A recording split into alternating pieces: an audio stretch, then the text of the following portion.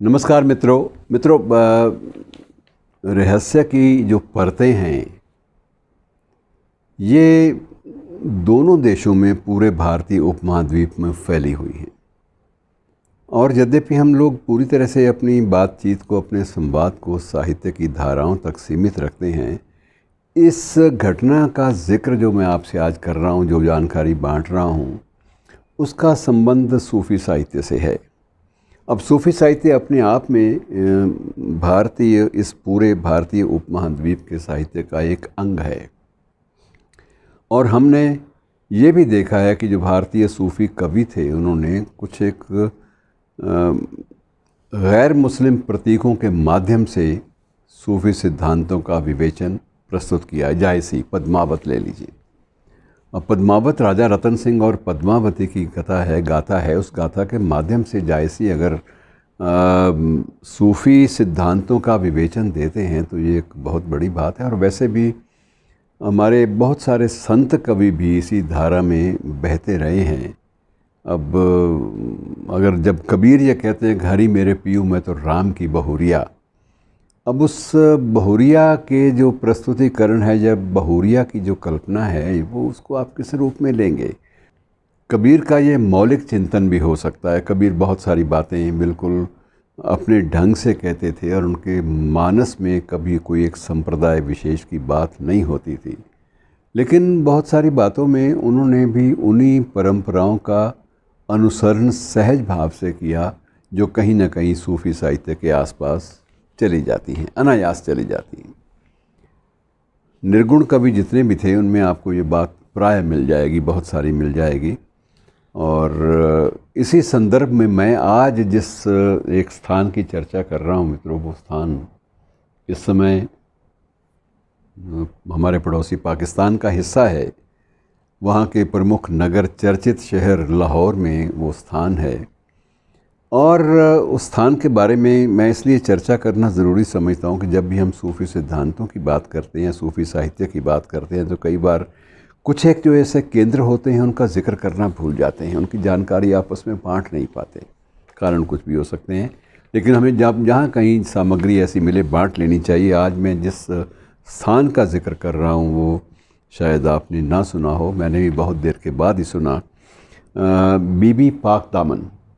बीबी पाक दामन ये भी एक ऐसा स्थान है सूफ़ी मत वालों के लिए, सूफ़ी मतांतर में विश्वास रखने वालों के लिए, कि आस्था का एक चरम आप इसे कह सकते हैं कि ये एकमात्र, संभवतः एकमात्र ऐसा केंद्र है आस्था का, जहाँ शिया और सुन्नी, जो कि एक दूसरे की जान के दुश्मन होते हैं कुछ एक बातों को लेकर, जो एक दूसरे को नकारने में विश्वास रखते हैं, वहाँ शिया और सुन्नी और बड़ी मात्रा में हिंदू भी वहाँ पर अपनी अकीदत के लिए, श्रद्धा के फूल अर्पित करने के लिए जाते हैं।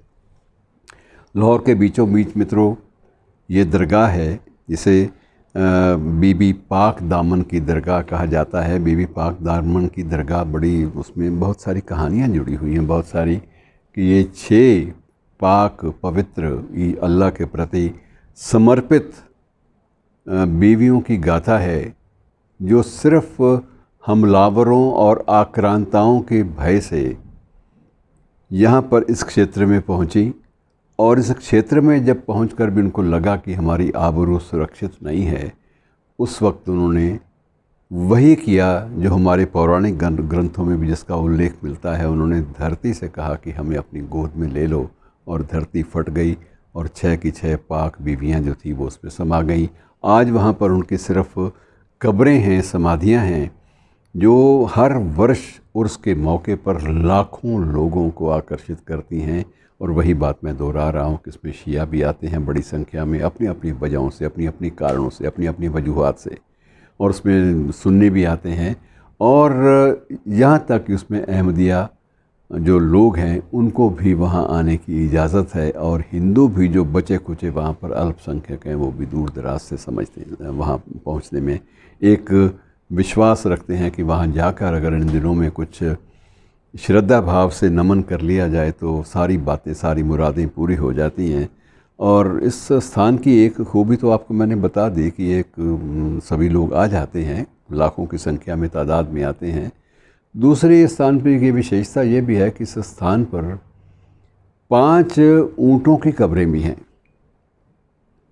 और ऊँटों की कब्रों पर कब्रें थी, कब्रों पर दरख्त उगाए हैं और उन दरख्तों को पूरी परवरिश के साथ पिछले सैकड़ों सालों से यथासंभव रखने का प्रयास हो रहा है कि इनकी हरियाली, इनके पत्तों की जो खुशबू है ये कहीं भी गायब नहीं होनी चाहिए, सूखनी नहीं चाहिए और उसकी पूरी देखभाल होती है। और ये कहा जाता है कि ये वही ऊँट हैं जिन पर सवार होकर ये जो बीबी पाक दामन थी ये सारी की सारी यहाँ पर आई थी और इन्हीं ऊँटों ने उनकी रक्षा आक्रांताओं से की थी। वही कहानी जैसे हम लोग चेतक की प्रतिमूर्ति आज भी उदयपुर में रखते हैं और उसको याद करते हैं, वहाँ पर ऊँटों की एक प्रकार से जो कब्रें हैं वो भी हैं और 5 अपनी जो बीबी पाक दामन हैं, जो 6 कब्रें हैं वो अलग से हैं और उन पर हर साल मेला लगता है। और उस मेले के अवसर पर ख़ास बात ये होती है कि बुद्ध धर्म के लोग भी आते हैं। ये कभी नहीं मुमकिन होता कि बुद्ध धर्म के लोग भी वहाँ पर पहुँचें और वो इसलिए वहाँ पहुँचते हैं कि वहाँ उनको लगता है कि सैकड़ों साल पुराने जो वृक्ष हैं वो वस्तुतः बोधि वृक्ष हैं, बरगद के पेड़ हैं और उन पेड़ों के साथ वो अपना संबंध गौतम बुद्ध की शिक्षाओं का जोड़कर वो भी चले आते हैं। कहने का मकसद ये है कि जब कहीं बीच में दुराव ना हो, कहीं बीच में टकराव की मुद्रा ना हो तो हमें हर चीज़ में सहजता दिखाई देती है। अब जो बीबी पाक दामन थी ये बुर्का पोश औरतें थीं, इसमें कोई शक नहीं। उनका संबंध हज़रत मोहम्मद साहब से था और उनके परिवार की वंश परंपरा से भी कुछ लोग संबंध जोड़ते हैं। बहरहाल मैं इसको इसलिए नहीं छू रहा सारे कथानक को क्योंकि इसमें बहुत सारे कई बार कुछ एक मुकद्दस पेच होते हैं जिनके साथ कोई भी खिलवाड़ अजाने में भी ना हो और ये बात वहाँ पर तस्दीक शुदा है कि इनका संबंध हज़रत मोहम्मद साहब के परिवार से था और उसके बाद आक्रांताओं के भय से इन्होंने अपनी आबरू छुपाने के लिए इस तरफ कूच किया था और लाहौर में आकर उनको जब पनाह मिली और वहाँ भी जब देखा कि कुछ गलत किस्म के अंसर, कुछ गलत किस्म के तत्व वहाँ पर भी आ पहुँचे हैं तो उन्होंने धरती की गोद में समा जाना बेहतर समझा। धरती बीच में फटी और सभी जो बीबियाँ थी वो वहीं पर समा गईं। अब मित्रों इसका उद्देश्य क्या है आप ये देखिए। अब उसमें ये भी है कि जो बोधि वृक्ष हैं उनके साथ एक और आस्था जुड़ी हुई है कि इन बोधि वृक्षों की जो भी पत्ते खाएगी कोई भी औरत, अगर वो गर्भवती नहीं होती तो उसके ज़रूर संतान की इच्छा पूरी होगी। और इस इच्छा को लेकर, इस मन्नत को लेकर लंबी लाइनें वहाँ लगती हैं हर साल और वो लाइनों का अंतिम छोर अनारकली बाज़ार से भी बाहर निकल जाता है। और श्रद्धा का ये आलम आप देखिए। तो तकलीफ़ से बात होती है कि जो श्रद्धा के इतने बड़े केंद्र हैं, हमारे यहाँ भी हैं, वहाँ भी हैं, बहुत सारे हैं, और इन केंद्रों के होते हुए भी जो नफ़रत का लावा है वो कहीं धरती उसके लिए क्यों नहीं फटती, वो क्यों नहीं दफन होता नफ़रत का लावा जो अनायास कुछ व्यक्तियों ने, कुछ तत्वों ने, कुछ संगठनों ने अपने अपने स्वार्थ के लिए जो एक भड़काया हुआ है, जो दहकाया हुआ है, वो दहकते हुए अंगारे उनको भी कोई ज़मीन बीच में फटे और अपनी आगोश में ले ले ताकि दुनिया के लोग या कम से कम इस खित्ते के लोग, इस भारतीय उपमहाद्वीप के लोग एक दूसरे का सम्मान करना, एक दूसरे के साथ प्यार मोहब्बत से रहना और एक दूसरे की तहज़ीब के जो सांझे तत्व हैं उनको जज्ब करना, उनको आत्मसात करना सीख जाएं। इससे बड़ी और क्या बात होगी। तो मित्रों ऐसी जो चीज़ें हैं इनको कभी कभी इसलिए याद कर लेना ज़रूरी होता है कि अगर हमने किसी धर्म के, किसी संप्रदाय के मर्म को समझना है तो ऐसी गाथाओं के माध्यम से ही समझा जा सकता है। शुक्रिया।